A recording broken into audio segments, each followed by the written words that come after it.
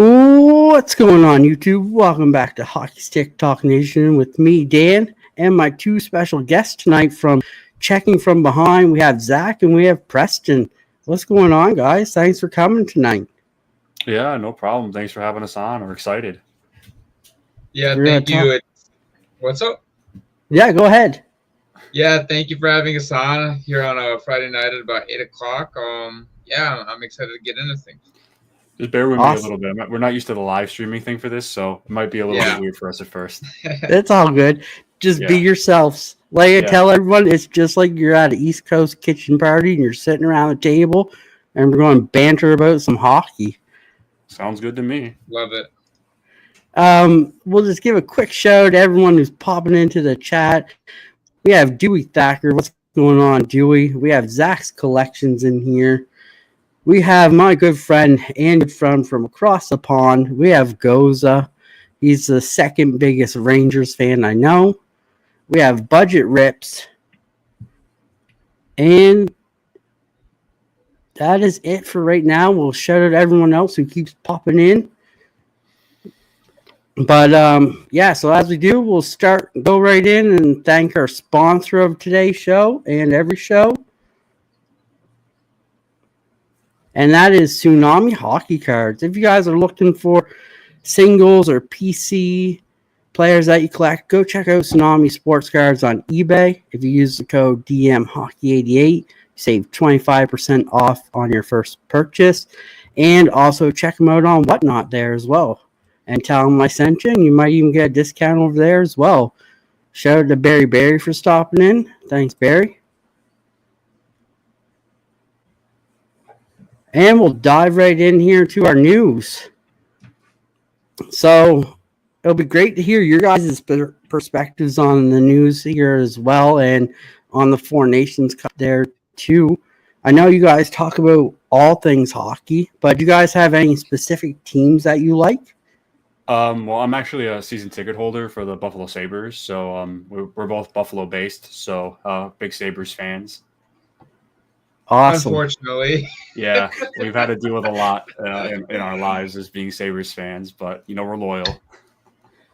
That's great. That's what you like to see. You like to see the loyal ones because it all pays off in the end since you guys have been there through thick and thin. I'm waiting. We'll get there one day. We'll get there. Maybe we'll sniff the playoffs one day. I don't mean to go off topic here. I just wrote an article for the Hockey Writers, and I ended up going through hypotheticals. In order for the Sabres to get to the 92 playoff line, they need 22 wins out of the next 28 games. They need 45 out of the last 56 points. Anyways, carry on. Yeah, no, but I just find it funny because they have so much talent. And you have a great defense core, but it seems like the goalie is really what's holding them back. I think I don't think goaltending is the biggest issue. I think you look at the names on their defense, and you got Dahlin's obviously he can do everything. Byram's good. Power's getting there. He's still developing here and there with this defensive game, but the bottom three defensemen aren't very responsible in their own zone and leads to a lot of high danger chances for the other teams, and it kind of leaves the goalie hung out to dry. But the forwards don't really play defense either. The team as a whole has defensive issues. Yeah. Well, look at the Rangers. We go from President's Trophy to bottom of the league here a little bit, and we've been trading away some of our great young talent and brought back in JT Miller, but I'll get into that later because I still don't like the JT Miller pickup. Okay. But so we had the Stars sign Sam Steele to a 2-year extension for $2.1 million. That's a great little pickup for the Stars there. Great depth guy. Oh yeah, for sure. I think Sam Steele is one of the more underrated, bottom 6 centers in the league. He plays a good 2-way game. I think this is a really smart pickup. Just keep Dallas having that center depth for years to come. Yeah, and with Sam Steele, I noticed him last year in the playoffs specifically. He was actually an integral part into that bottom 6 for the Dallas Stars. And frankly, if they didn't play Vegas and then Colorado rounds 1 to 2, I thought they would have gotten past Edmonton. Unfortunately, they got gassed. And in that Vegas series specifically, I thought Sam Steele was one of their better depth guys on the entire team. So I think $2.1 million right now, it's good for the Stars. I agree with that 100%. Then we had some shocking news today. The Avs forward Cale Makar misses Team Canada's practice with the illness, so he will not go this week or tomorrow for Team Canada, which is going to be a blow to their back end. This is the first I've heard of this. Wow. Yeah. That's crazy. Oh man, that's a huge loss. So Travis Sineham goes into Cale Makar's spot, and they're bringing in Bennett too as well. Okay. And Harley is currently on standby in case Makar can't go. Yeah. Oh, so is Makar going to play tomorrow? It's up to be determined right now. So he's got to be pretty sick if he's going to miss the USA versus Canada game. Ooh. Yeah. That's like the big ticket game of the tournament. Listen, guys, I gave him the illness, and for USA's sakes, you guys are welcome all there. I'm just kidding. I want him to play. I want to see the best guys play. Yeah, me too. No, yeah. I'm excited for it. It's going to be a whole lot of fun. I'm really excited for that game tomorrow. Yeah, I mean, the first 2 games, Team USA kind of blew it open yesterday in the third period against Finland, but Sweden-Canada was a really, really good game, really entertaining overtime. It's been a really good tournament so far. Yeah, no, it has. I almost like this a lot better than the All-Star. I like this more better than the All-Star game because they're playing with a lot more pride. They're hitting each other. Mm-hmm. You can tell the players really love this. Oh yeah, for sure. I mean, I get why the effort's not really there in an All-Star game too. Like everyone else is on a break, and you're just messing around. You don't want to get hurt in the middle of the season right before a big playoff push. I think putting on the international jerseys puts a little bit of pride into it, and especially this is the first best-on-best international hockey we've had since 2016 with the World Cup of Hockey. So I think it's long overdue. And a lot of these players is their first chance really getting the chance to play for their national team on the biggest stage. Definitely. Shout out to Robert Springs for coming in. Thanks, Robert. And then we have Finland. Looked, it's hurting Finland not to have their top D men there. It really is. Yeah, when you look at Finland's defensive core now, I heard something that Finland has 10 or 11 total D-men in the NHL, and all of them have been at some point a part of this roster, which is ridiculous because you have Miro Heiskanen that went out with a rough leg injury after that collision with Mark Stone earlier in the month. And then you had Ristolainen was announced that he was out about a week before the tournament started. And I'm not saying that Miro Heiskanen is a complete game changer, but I do think that if Finland has at least Miro Heiskanen in the lineup, I think they would have been much better off against the U.S. last night. I'm not saying that Finland would have won because U.S., in my opinion, has the best overall well-rounded roster in the tournament. But I do think that having a top 5, top 10 defense like Miro Heiskanen on a defensive core that already isn't as strong as it is certainly doesn't hurt. I mean, I think Miro Heiskanen does make a huge difference if he does play. I mean, he's one of the best defensemen in the league, and you're already missing Risto. You got to bring guys like Yogi Haru, who's not really that good of a defenseman. He ended up scoring last night, of all freaking people. that was a little unexpected, but no, missing Heiskanen does hurt this team a lot. Definitely. Then we have probably the second talk of the tournament, if not the first, behind Crosby's 3-point assist night, and that is the Tkachuk brothers making a huge impact for Team USA. Yeah, I mean, I think Brady Tkachuk said tomorrow is the biggest game of his life. So, yeah, I mean, he's not wrong. I mean, he's never played a playoff game, so this is the biggest moment in his NHL career, in his professional hockey career. I mean, I think it's awesome that they both get to play on a line together. I love Eichel being the center. Those two guys play with a lot of energy. I think this is their first time playing together. I think they might have played a championship a few years ago, but like first time like at a really high stakes tournament. No, I'm really happy. Yeah, they were a lot of fun to watch together, especially on the same team. If only one day they would be in the same NHL team, that would be something to watch. Oh, that would be so sick. And I think Matthew Tkachuk said he was waiting for this moment for 9 years, if I'm not mistaken. Maybe that was somebody else. I could be wrong. And I can imagine, yeah. Like, you just overall look at the impact that they made, not only in the first 2 periods, but also the third period specifically, where they just single-handedly took that game over, and they said, we're not losing to a team like Finland. And they play with so much energy, so much passion, so much grit, and it's just enjoyable hockey to watch when they're on the ice, night in and night out. It really is. And then, too, we get to see Papa Tkachuk in there as well. You know, he was proud to see that as well. Yeah.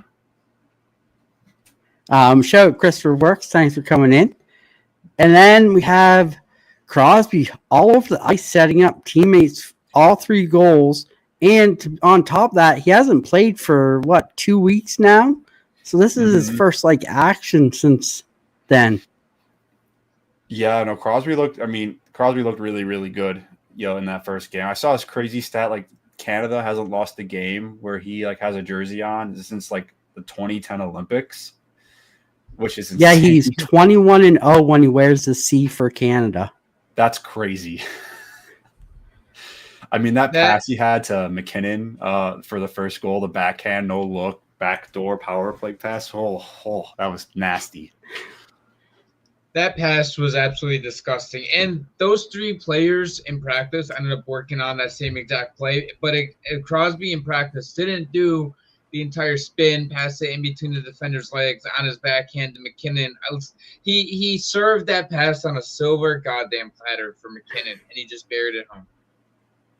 I mean, he had a really nice, smart play on that pass to Marner, too, in overtime, where it kind of looked like he was just resetting the play, but then Marner gets the speed going and gets a shot, I think, that caught I can't remember the goalie's name. Who's playing for Sweden? Was it Gustafsson that was starting? Gustafsson. The shot just caught him off guard, he wasn't expecting it. But I mean, that was a really just high hockey IQ play by Sidney Crosby. I mean, we don't expect anything less from him. Definitely. And too, it was, I'd almost say power play 1 and 2 are probably the most dangerous out of this tournament for Team Canada, because you got Crosby, McKinnon on power play 1. Then you have McDavid, who's on power play 2. And then you can put him on power play 1. You got the best, I mean, I think the power play they had on yesterday, just when they got Sweden took that early penalty, it was McDavid, Crosby, McKinnon, Makar, and Reinhart, which is that's I don't know how you stop that. I genuinely don't know how you stop that. You can't. No. And then I know all Canadians are thinking it. Are we going to see a line with Crosby, McKinnon, McDavid? Because if we do, look out. Well, I think I could see that if get tomorrow they're down by a goal late in the game and they need to tie it and they're just going to put out their top guns to try to tie the game, or if they make it to the championship game and they're trying to ice the game, put those guys out there. If anyone's going to get it done, it's going to be those 3. That line should not be legal in hockey. I'll tell you this, as a Canadian, I think our biggest downfall is the goalies for this tournament. We don't have the strong goalies like we used to, like the Carey Price or the Brodeurs. Yeah, I agree with you. Yeah, when we were doing our previews for the Cup, I think that I highlighted that as Canada's probably biggest weakness, because you look at the roster up and down, of course it's going to be stacked. It's Team Canada. But I think that's the one spot where USA has definitely got them in goaltending. I think that might be what the game tomorrow comes down to. I think it's going to be a really tight, low-scoring game, maybe a 2-1, 3-1 win. Whoever scores the last goal is going to end up winning that game. I think it's going to be tied for most of it, really tight game. It's going to be a tight checking game. It's going to feel like a playoff, Stanley Cup atmosphere in that building. And also, especially in Montreal, they're going to be going crazy. Montreal is going to be going nuts. Yeah. I wish I was going to the Bell Center to witness this game live. This will be the first time Brad Marchand doesn't get booed in Montreal. But it's great. You never know what you're going to get from the Montreal fans, like them booing Austin Matthews. Oh, they got to boo Austin Matthews, yeah. It was great to see. Then we had Shea Theodore got hurt in that game, so he is going to miss till the playoffs start, really. Yeah. I mean, did he break his wrist? Yeah. Yeah. It looked like it didn't look good when it saw it. I saw the way he was grabbing his wrist. I was like, oh, he might have broke that. That is a loss for Canada. I think Sanheim will be able to step in okay, but I think this kind of goes back to freeing up cap space for Vegas going into the trade deadline. Unfortunately, like they seem to always have a situation like that, and I can acknowledge that he's really hurt and like he's not faking an injury. I mean, we'll see if Mark Stone gets another case of a bad back going into the trade deadline. But they're going to get like the LTIR Knights. Yeah. They're going to get $5 million in cap relief now for the rest of the season. And that opens up a spot for them to make a trade. Definitely. And then we got Jordan Eberle is back and assigned to the AHL for a conditioning stint, which is great to see. The captain for the Kraken will be on his way back. Yeah, no, definitely. I mean, he's missed most of the season. Yeah, I mean, Kraken need goal scorers, and be nice to have their captain back. Definitely. Yeah, inserting him back into the lineup for the Kraken, even though they're pretty much out of playoff contention. I mean, never say never. Yeah, I think having him back even from the trade deadline to the rest of to the end of the season for the last 15 games, I think would be helpful too. Maybe creates a little bit of spark going into next season as well. Then we have the NHL launches their quarter century team, voting for fans going till April 1st, which is going to be fun to see.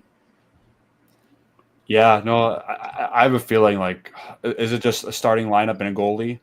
I think so. That actually might be a little tougher. I mean, I think obviously McDavid, I think Crosby, Ovechkin are definitely locks. Goalie's going to be interesting for me. Yeah, goalie will be fun because there's a lot of good ones.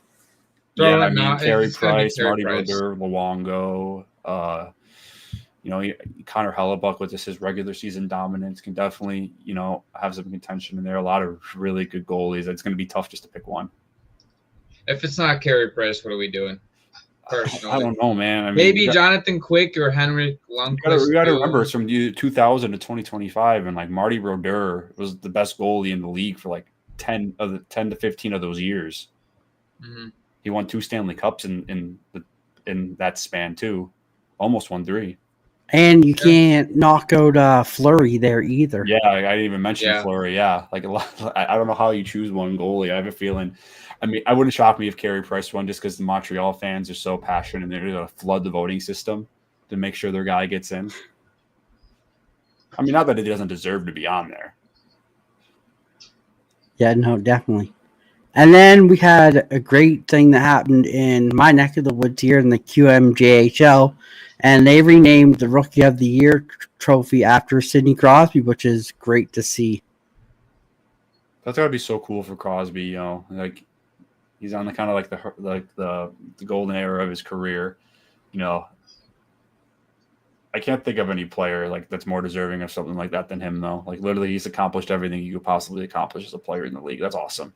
I mean, not really shocked by this one bit. Top 10, arguably a top 10 player of all time. He was disgusting in junior, so I mean, having this trophy renamed while he's still in the league, it doesn't shock me one bit. Yeah, it is crazy. I didn't even think about that while he's still playing. Usually they wait till after they're done. Yeah. Yeah. No, it's a great honor for him. And I mean, too, we had 4 years where Crosby didn't play because of the concussion. So just think about how much more stuff accolades he would have had if he didn't get that concussion. Yeah, I mean, it is a crazy thing. I don't think a lot of people really think about that because, that did happen a long time ago. Like now it was over 10 years ago. I mean, the NHL kind of changed the rules around to prevent that from happening. I mean, it kind of changed how the game was played because they were headhunting him back in the day. I remember those days. Yeah. Yeah, so we'll move on here and go to our next slide here. And my computer will pop it up here. There we go. And this is our Kitchener Ranger draft watch. So for you guys who are new and for our guests here, so these are the 3 Rangers players that are draft eligible for this year. We had Mike Fairwell on a little while ago, and he talked to us a little bit about each player, which was great to hear. So we've been following them since the start of the OHL season, right till when they get drafted, get their names called on draft day. So our first one is Cameron Reed. He's a defenseman, 6'6" or 6'5", I do believe. He's got 53 games played, 10 goals, 34 assists for 44 points, and he's projected to go at least top 20 for the first round. So he's going to be a really good defenseman, and he's got the foot speed too. Yeah, I could definitely see a first round pick with those stats. No, I could definitely see him being a first round pick with those stats, yeah. And then we have Luca Romano, the speedy center, who is a playmaker. He reminds us a little bit about Mitchell Marner. Like, great hands, great passing ability. He's got 52 games played, 19 goals, 20 assists for 39 points. So this guy is going to be a stud for any team that gets him. He's going to be a playmaker. Then we have Tanner Lamb, the right winger, who has 52 games played, 10 goals, and 31 assists for 41 points. And he's just going to be your grinder type. He's just going to go in the dirty corner. He reminds me of Sam Bennett. So teams are going to be all over that. Yeah, I can see like someone taking a flyer on him, like in 5th, 6th, 7th round. Yeah. But yeah, that's a little bit about our Kitchener Ranger draft watch. So those are who we were following. And now we'll get into our trade and rumor section. So today, or a couple days ago, I think, the Blues acquired Cody Andorowski from Pittsburgh for Matthias Lafreniere. So 1-for-1 deal. I think it's more so AHL players going. Yeah. That's what it looks like to me, yeah. And then this one caught me a little bit off guard because I didn't think it was 4 times, but Devin Shore's been placed on waivers by the Wild 4th time this season. That's rough. 4 times? 4 times this season by the Wild. Yeah, I felt like he was okay for them. 4 times, though, feels kind of absurd. At that point, just trade him. That's just me, though. I mean, but nobody's taking him, though. Teams have had 4 chances to take him, and nobody's taking him. So why would someone trade for him? Yeah, fair. It almost at this point, just leave him in the AHL if you're just going to cut him and send him back down. I mean, there's a few teams that, like the Sabres have, like a couple of players that, like, there's their go-to call-up guys, but they're usually on, like, 2-way deals, so they don't have to go through waivers. Like, I feel like every team has, like, that like, extra guy who's, like, going up and down all season. I mean, it's interesting that they're doing it with a guy on a 1-way deal. And, you risk losing him every time. But, I feel for the guy having to go back and forth from Minnesota to Iowa 4 times. That's tough. Probably paying 2 rents right now. And then I guess the biggest trade talk right now is Scott Lofton could be traded soon. And there's a couple teams. I heard the Leafs rumored in there and a couple others rumored in there as well. But where do you guys think Scott Lofton will end up if he does? That you got me there. I feel like there's I'm trying to think of a good fit. I mean, at that contract, anyone can really take him. What's his contract at? $3 million for this year and next. I mean, a team like Toronto makes sense. Get some center depth on a cheaper contract where you have control for 1 more year. Philly's in an interesting spot where, like, they're trading pieces away still, and in the middle of a rebuild, but they are a competitive team. They're interesting. I mean, they so many draft picks. They have 3 first-round picks this year, 4 second-round picks this year as well. That's crazy. 10 in the you freaking 7 picks in the first 2 rounds. To me, Lofton seems like a Berube guy. He seems like the kind of Berube type player. Yeah, but I could also see Vegas Golden Knights swooping in on this as well. Yeah, I mean, what do you guys see him going for? Like a mid-round pick? Yeah, maybe probably mid-round, maybe prospect. 2nd or 3rd. Yeah, and like a lower tier prospect, probably something like that. I mean, if they got assets to burn, I feel like a team like Toronto or Vegas are definitely going to be buyers at the deadline anyway, especially Vegas has some roster spaces open and they have some salary to work with. See, the name I've been hearing What's up? with Toronto for Lofton is Fraser Minton. Okay. I'm talking about like Toronto trading Minton. Yeah, for Lofton. Really? I don't know if you're Toronto. I don't know if I would let go of Fraser. I know like it's just rumors, and if you are traveling and in that front office, I wonder if I would go to Philly and just ask them if they want a mid-round pick for, or like a C-level prospect for him or something like that. I think if you're Toronto, you have to keep Minton at all costs, unless it makes your team better now. And I don't know if Lofton moves the needle for me if he ends up going to Toronto at all. I mean, See, I think Minton, because they have Easton Cowan coming. Mm-hmm.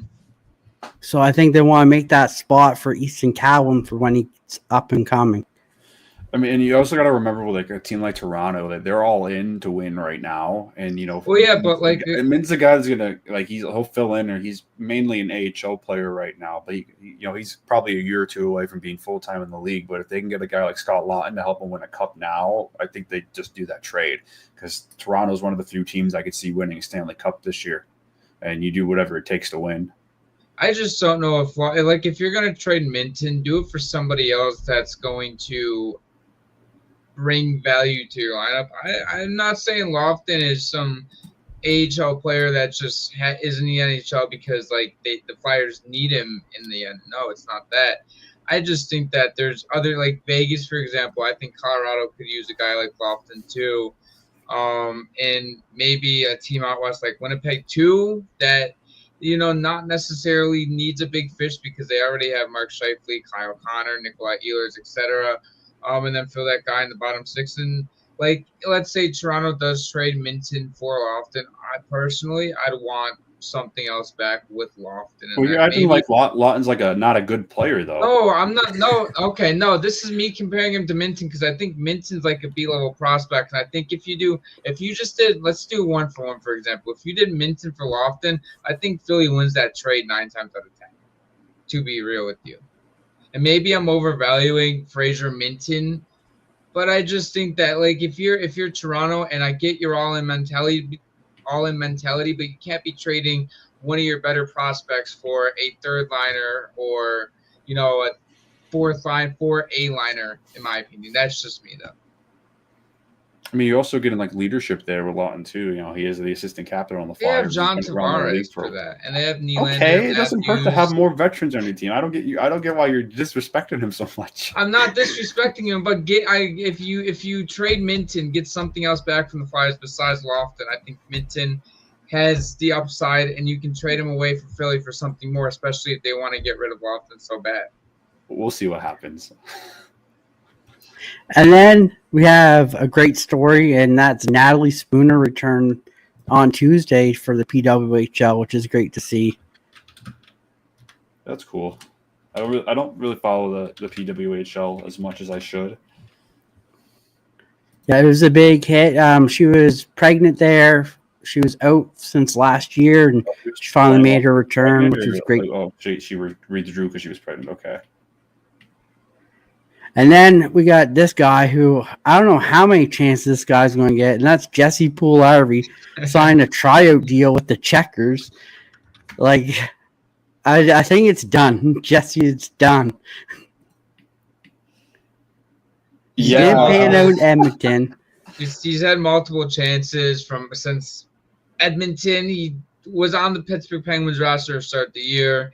Didn't work out there. Jesse, I get you still want to possibly make the NHL or play pro hockey. I don't know if it's it anymore, but who knows? Maybe he makes an impossible comeback and he cracks the Carolina Hurricanes roster once and for all after he shows up for the Checkers. But we'll see. Yeah, it is kind of crazy how many chances this guy keeps getting. I mean, he was a top 5 pick in his draft, but that was almost 10 years ago now. I don't know how long you can ride that out. I mean, I'll give him credit. He's not giving up on his dream. He's still getting a paycheck more than any of us make. So can't really get too mad at the guy. I mean, if teams are going to keep giving him chances, he's going to keep taking them. Maybe eventually he'll stick. I remember when Edmonton first moved on to him and got a chance to Carolina, people were like, "Oh, this might be a sneaky great pickup." He had 2 points for them. Pittsburgh didn't really see. He was up and down between the AHL and Pittsburgh, and they finally let him go. So, I mean, yeah, maybe he'll stick around this time. Who knows? We'll see. We'll see. The Jesse Puljujarvi venture continues. Now we got our community shout out here. So this is a little segment we do to shout out everyone in the community. We're going to give a first shout out to sports car ripping teacher Vince. What's going on? He's a Blackhawks fan. Connor Bedard fan. I'm not a fan of Connor Bedard. We'll leave it at that. I like Macklin Salbrini. I think he's going to be the face of the NHL, really. Oh, okay. He reminds me so much of Jonathan Taves. He's such a good two-way player that he's just going to get better. I agree with you. I like Celebrini a lot too. Bedard reminds me too much of a YouTuber because he's all flash. That's all he is. I mean, he's really good. Just look at that Chicago team, though. He's on. It's awful. They gotta get him some quality line mates to play with. And one of the few quality teammates he had, they traded away. So I'm just not sold on him. I'm not, and I'll never be. Okay. We give a shout out to Three Good Nerds. They're great to watch. Bert's Beats. We have For the Polls, and we have Joey's Ride the Pine, who is a Philadelphia Flyers guy. So we'll watch over him.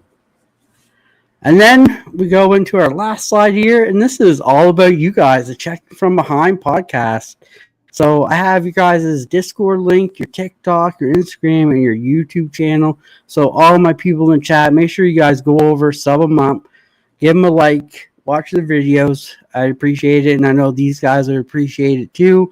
Thank you. Give a shout out to Southern Boys for coming in, and Vince. Thanks, guys. But yeah, so now we go on to everyone's favorite segment, and that's all about you guys. Okay. So why don't you guys tell us a little bit about each of you and then how you guys got started? Yeah, I'll let Zach start. Okay.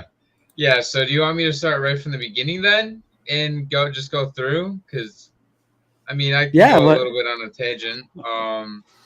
So just a little bit background from the podcast. So me and Preston are actually IRL friends. We met through one of our other IRL friends who's the producer of the podcast, Chris. Shout out, Chris. So originally it was just me and Chris, and then Chris he didn't have enough time to do the podcast, and during like the little transition, it was probably a year and a half ago. We asked Preston if he wanted to join. And then eventually it kind of turned into last summer where we're still trying to figure out who we were as like a podcast and brand and like what our mantra was, because it almost felt like we were all over the place. Like we were still experimenting. We were so new with the podcasting stuff last year. We were trying to figure out our setup, which is right behind us. We do in-person podcasts.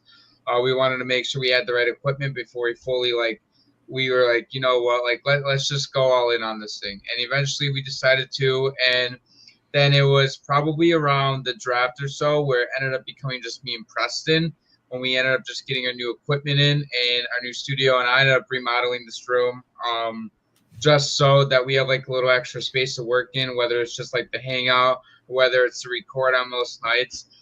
And so, yeah, now this year we end up seeing a little bit of our viewership get a little bit higher, whether it's on TikTok, Instagram, YouTube.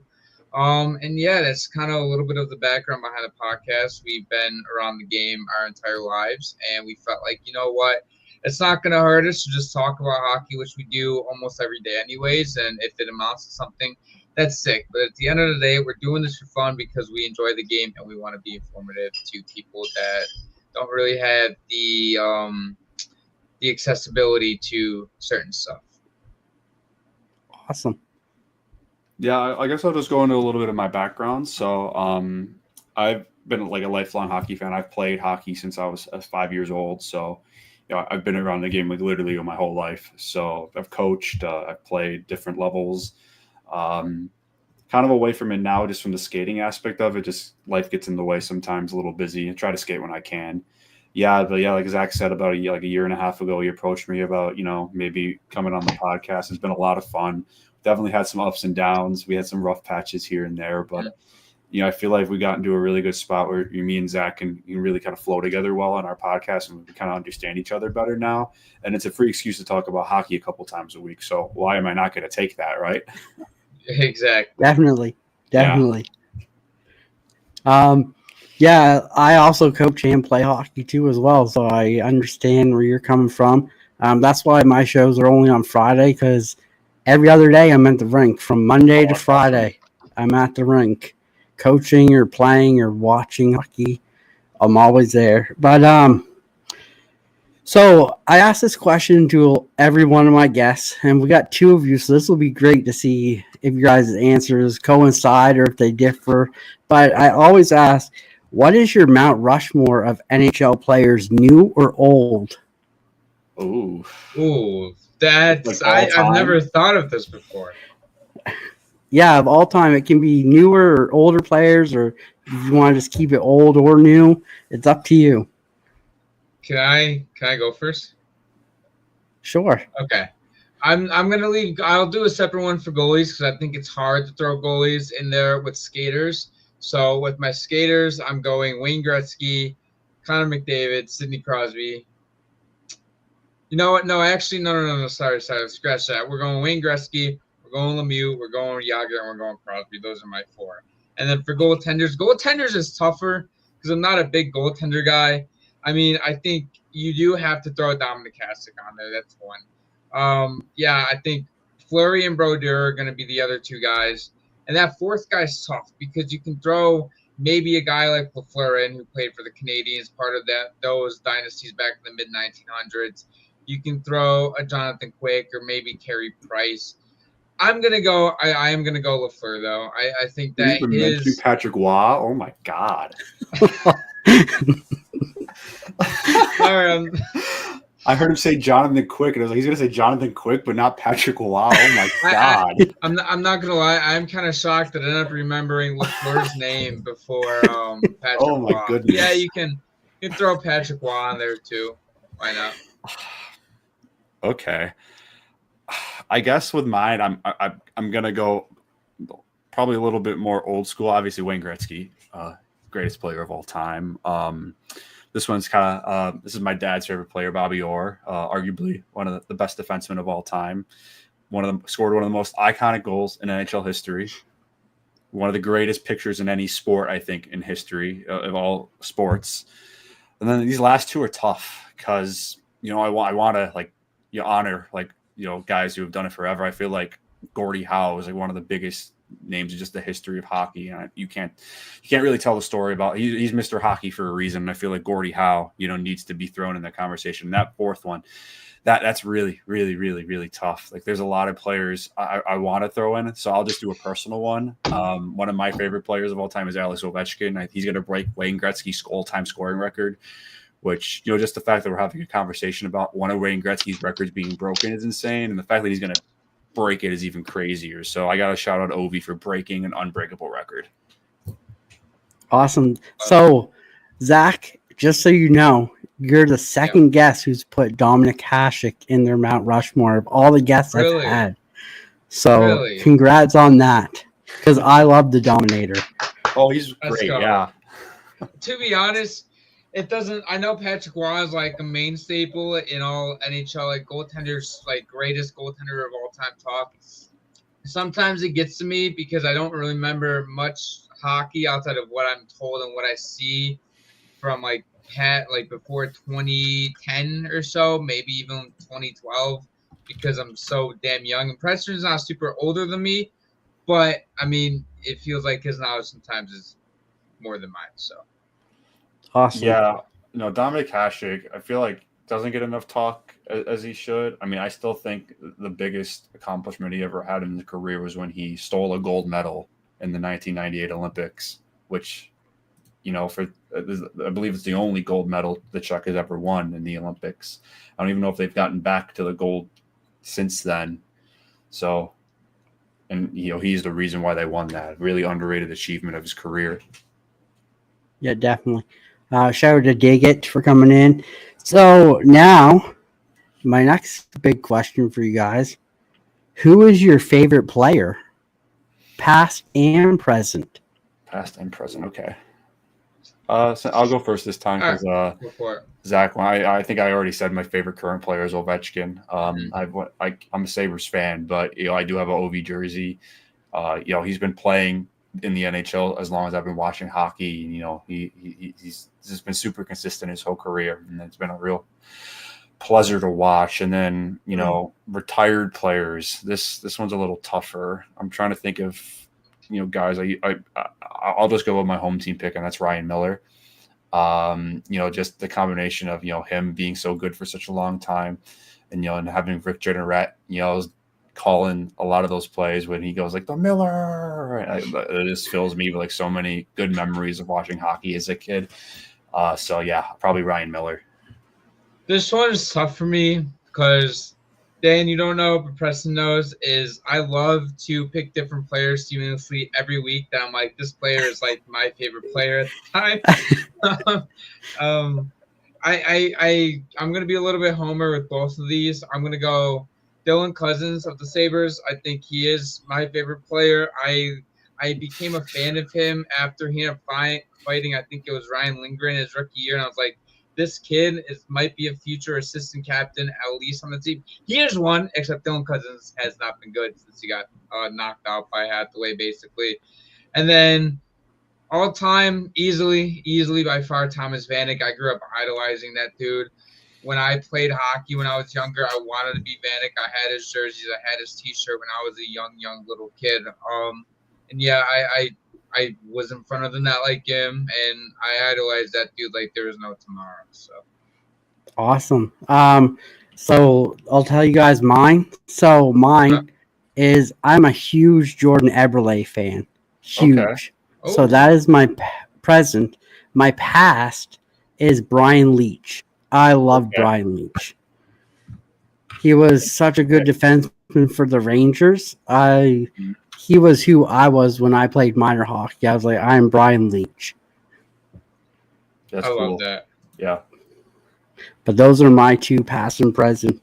So do you guys have a favorite NHL moment? I'm not sure. Yeah, you know what?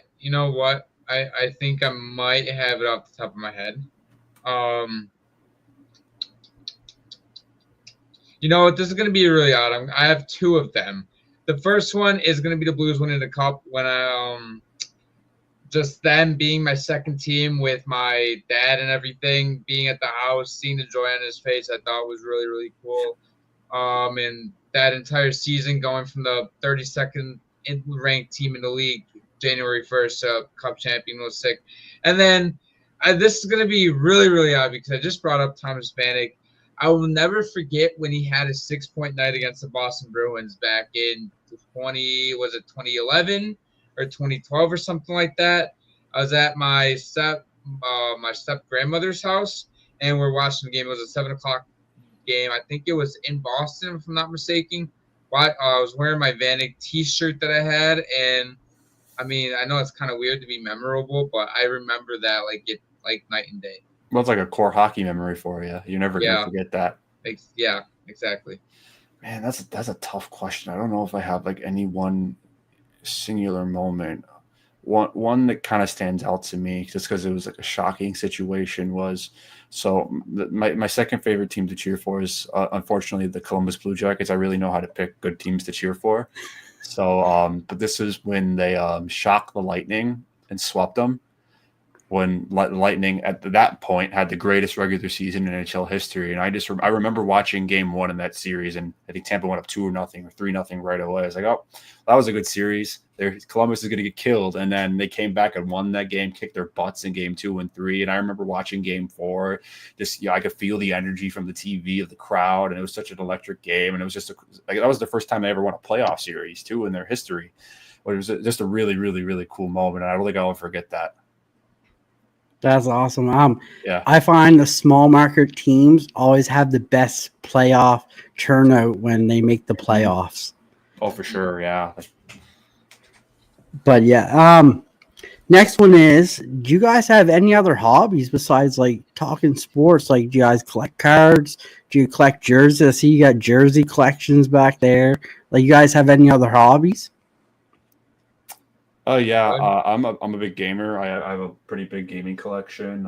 I also like I like to play a lot of different musical instruments. Like play the guitar a lot. I'm trying to pick the piano back up, but I listen to like a lot of different kinds of music. So yeah, gaming and music are probably my 2 biggest hobbies outside of hockey. Awesome. I don't want to come off as boring, but like I write. I will like the jersey stuff and everything behind there. Like I kind of collect jerseys, but I don't do it at the expense of like, well, I don't have the money. I want the jersey, so I'm gonna go get it I know someone who anyways. doesn't have that ability.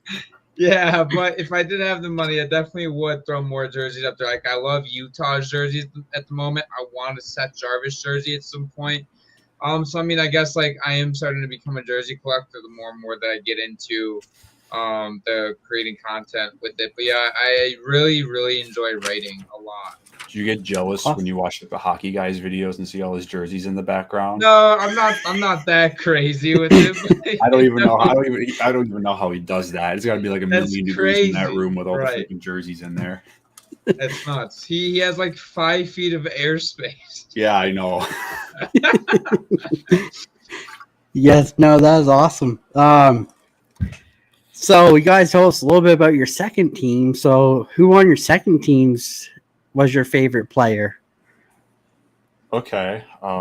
So my story with the Blue Jackets is kind of an interesting one. So, when I was a kid, we had like the center ice package because my dad's a big hockey fan too. So we got it.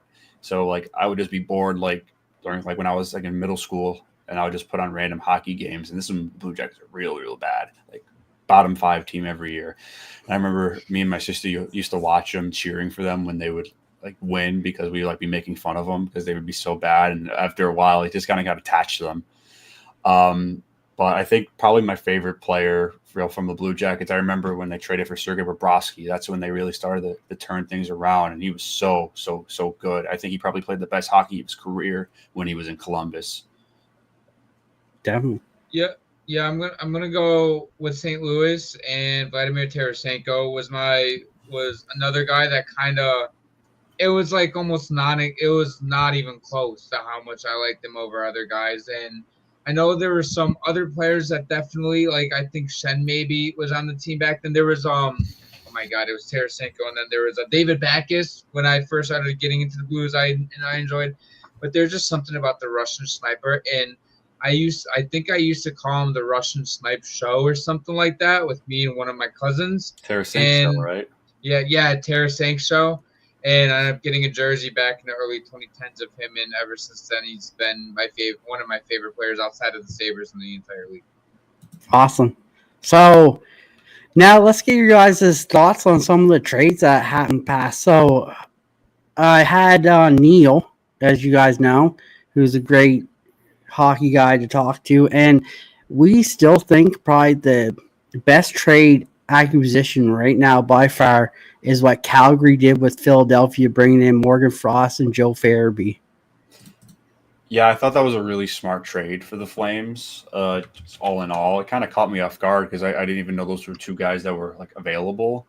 I guess maybe it's just a product of you make a call and then you get a conversation going. Even if it's 2 guys that aren't necessarily on a lot of people's radar. Yeah, Morgan Frost is an intriguing player to me. I still think he's got a lot left to prove. He did have like a couple back-to-back 40-point seasons for the Flames. Had a bit of a down year last year, but he missed some time with injury. So I think that's a good, like, smart pickup for like a Calgary team who's like not really competing like for a Stanley Cup, but they're definitely in that playoff race. But it also helps them with like their long-term plans. Definitely. That trade was really interesting because like Preston said, that was out of left field, and that ended up originating just in the middle of the day of the same day. It was they weren't entirely sure if the trade was going to go through, and they knew that they pulled Kuzmenko before the game because they knew he was going to be part of the trade. But then the Flyers ended up needing Frost and Farabee in the lineup because they had nobody else to come in at such a short and quick notice. So Farabee ends up playing the entire game, and then Briere had quite literally a heart attack when Frost went out of the game. And Briere right away called down to the training staff and medical staff, asked the update on Morgan Frost. He said they were going to run scans. Everything came back negative. So he was able to just get traded and everything, which I found really interesting because we hear some of these rumors about, like, Pedersen and Miller, for example. We knew one of them was going to be traded. We didn't know when, and that was going on for 2+ months. And then there's some trades, right? And then there's some trades like the Farabee and Frost one where it just happens within the span of a few hours. So it's very interesting to see how these GMs work. You just call on a certain player or two is like, what do you want for these, or what's the availability of them? And then, like Preston said, a conversation strikes, and then it just goes from there. And then they're sitting on a phone for 2-3 hours, or maybe it's like, yeah, we'll figure something out. I'll get back to you in a couple hours. And then he calls back. He's like, listen, this is what we have. The other GM's like, you know what? I like that. Maybe we can do this instead of this. And then bang, the trade happens. And I think that's very intriguing. I do think that the Mikael Granlund one to the Stars kind of is like hand in hand with it, because especially with the Sagan injury and then the Nils Lundqvist one that happened a couple days prior, they needed to get a guy like Cody Ceci, who's not necessarily going to be that guy that's going to come into your top four and give you good minutes, like 20-22 minutes a night, but he's going to be a guy that he was on Edmonton's Stanley Cup Finals run last year. He's a vet in this league, and he can help replace Nils Lundqvist while he's out indefinitely for the season to help potentially add some depth to that blue line in Dallas. And then Mikael Granlund, I think, helps fill the void somewhat of Tyler Sagan, and Granlund's been pretty decent for Dallas in his few games that he's played before the Four Nations break. So I do think that trade and the Farabee and Frost trade go hand in hand together. I thought that was a good trade for the Sharks too, the Granlund one, getting a first-round pick back and a conditional fourth that can turn into a third. I thought that's good value for the two guys that are obviously not part of your future. That Granlund was probably one of the top guys that were going to be available at the deadline. Just get a deal done while you can. We kind of talked about this on our podcast a few weeks ago when this trade happened. It seems like teams are kind of ignoring the trade deadline, it seems, and making these trades earlier. And it makes sense to me, because why wait until like you have 2 or 3, like you have maybe like 10, 15 games left in your season, for guys to, learn the system, get chemistry with their teammates. You can get them like 2 months, 3 months before the playoffs and, really let them get a feel and fit into the team go. And so they're playing their best hockey going into the playoffs. Yeah. The one trade now that we're going to talk about is stings to me, and that's JT Miller back to the Rangers. I don't think he should have came back. We had him before. It didn't work out with the coach. That's why we traded him. Then we bring him back, and it's a lot of the same with JT Miller. It's a lot of locker room drama. I mean, he's good. He's a great player. Don't get me wrong. He'll dig, he'll hit, he'll go do all the greasy stuff. But at the same time, I'm all for the Rangers trying to change their core. But to change their core, we got to get rid of Mika. We got to get rid of Kreider. We have to absolutely change the core, not take out one young piece and put another piece in hoping that fits, because it's not working. Yeah, especially with the contract that's tied to him too. I mean, I think that was good for Vancouver because they got out of that contract for a 31-year-old player who was not really well received in the locker room anymore. I don't think the Rangers gave up too much for him, because I mean, Vancouver immediately flipped that first-round pick they got from the Rangers to get Marcus Pettersson. So you could essentially say that it is okay. It was Marcus Pettersson going back to Vancouver in that trade. I mean, Cheadle's an interesting player. He just can't stay on the ice. Cheadle had a lot of injury problems. Yeah. but he was a great part in the locker room. That's why it kind of threw me off for a loop that we traded Hedel, and also the Capo Caco trade, which we traded him, and he did really well for Seattle, and he's still doing well, which I think we gave up too soon on him. But I mean, too, we also have Brendan Othman coming up here next year, and that's going to be a huge piece. I don't think that Caco trade stings as much because Borgen's actually been pretty decent since he got into New York. Like, he's improved a lot. I mean, but I still don't like them giving up Caco. He's still a young, high-end forward who can and I think he can end up being still a top 6 second line forward, maybe first line still. He'll get that opportunity in Seattle. He's been good in Seattle too since he got there. He has more points already in less time in Seattle than he had all year for the Rangers. I mean, he needed to get out of there though. Yeah, it was a fresh start for both teams. They just needed to just admit their faults of drafting him second overall, but also the development of the Rangers, in my opinion, has not been that great. I don't think it was a bad move to draft him second overall. I just think that the Rangers haven't really been great these last few years of developing young talent. Yeah, and I agree with you with that, where their development as a whole hasn't been good. They've been good with these guys that they acquire via trade or free. They have a very veteran team. Right, exactly. And they've had veteran-led coaches, and they've had they have Laviolette now, and they've had Gallant in the past. And I thought last year Lafreniere's coming out party was that down the stretch to end the season going into the playoffs. And this season he hasn't been good.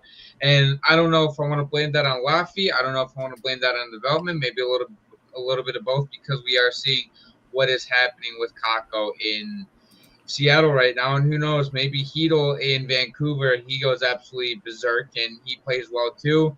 Time will tell with that, but I just felt like they're giving up on guys like Hedel and Kakko too soon, because when right now Zibanejad and Kreider are not playing the best hockey of their career, they're actually playing some of the worst hockey of their career, and it feels like their age is finally catching up to them. At some point, the Rangers are just going to have to look themselves in the mirror and be like, we have to blow this entire thing up, and then they're actually going to be bad. Like, we're talking like them and the Penguins are the two teams where I look at in 3 years. Like, they both, if they play their cards right, they could potentially be bad. Like, one of the worst teams in the league. Looking at Panarin's contract is up in 2 years. I don't know if the Rangers are going to have the money to bring him back. I know the cap is going up a lot, so maybe they do bring him back. But for a 35-year-old, if you want to pay him $9 million, go be my guest. Well, the Rangers can't blow it up. I don't think it's possible right now, just because they have too many guys on too many long-term deals. It's just not. I don't think it's possible. And because they signed Shesterkin to that big contract, so he's going to want to win. He's not going to want to play for a rebuilding team. Yeah, no, like they're stuck with this. This is Chris Drury's mess. He's got to figure out how to fix it. I mean, I don't know how you fix it right now, but I don't think trading for JT Miller is going to be the thing that fixes it. And then, too, I don't think the Canucks are done. I think we might see Pettersson moved. I think they might be a little less keen on moving him now that I think JT Miller sounds like he was the main cause of problems for the Canucks. It sounded like the team he was getting under other players' skin. I'm not sure what's really true with the rift between them and Pettersson and Miller. I'm glad it's over. We were kind of getting sick of talking about it every week because you had to talk about it because it was relevant. Yeah. But, come on. Can we just move on from this? I mean, I feel like I'm sure they'll still take calls on Pettersson. They would get a lot for him if they did want to trade him. I think he's still a really talented player, and I think he's going to play a lot better now that JT Miller is out of there. Definitely. I don't know if Pettersson gets moved right away. I think if he does get traded, it's going to be by July 1st, because after that, his no movement clause kicks in, or like his modified no movement clause kicks in.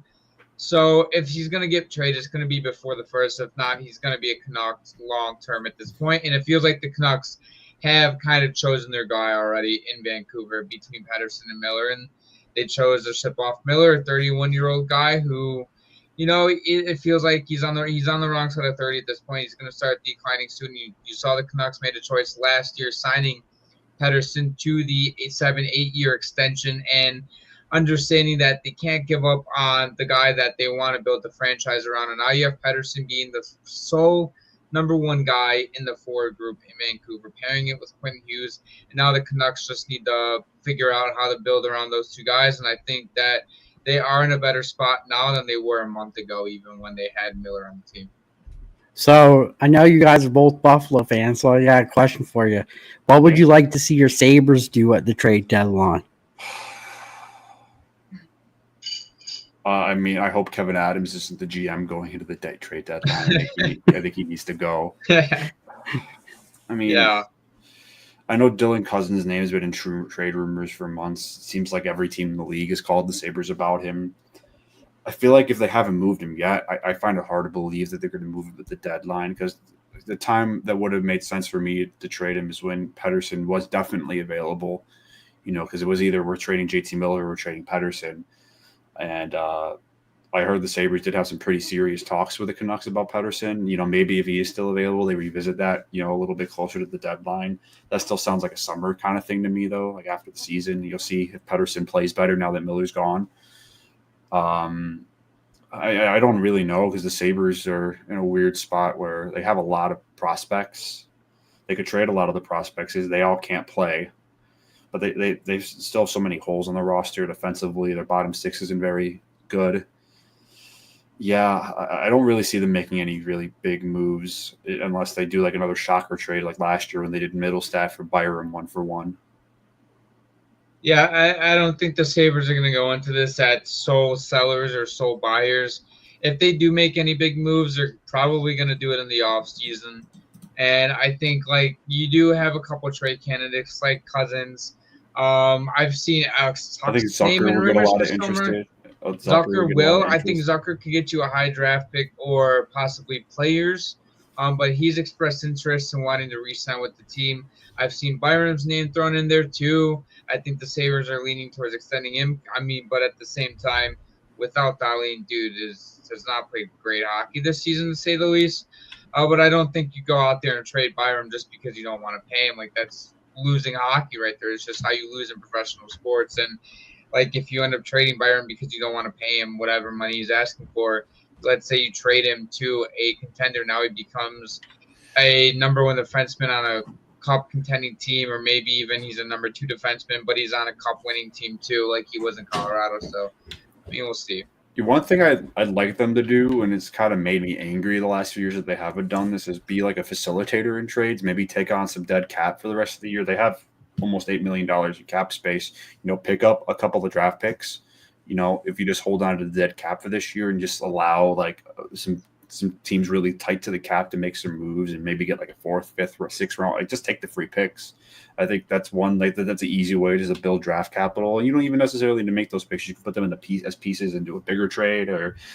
It's silly not to do that, especially if you don't plan on making any really major additions. Yeah, definitely. So here's a quick question before we head out. Who you guys think's win the playoffs this year? Well, we just did a reaction to our Stanley Cup picks, so I don't know if you want to hear our preseason Stanley Cup picks. So sure. Mine was the Edmonton Oilers and the New York Rangers. Yeah, and I had Edmonton winning the Cup. I think I'm going to stick with my guns, and I still think I'm still going to pick Edmonton to win the whole thing.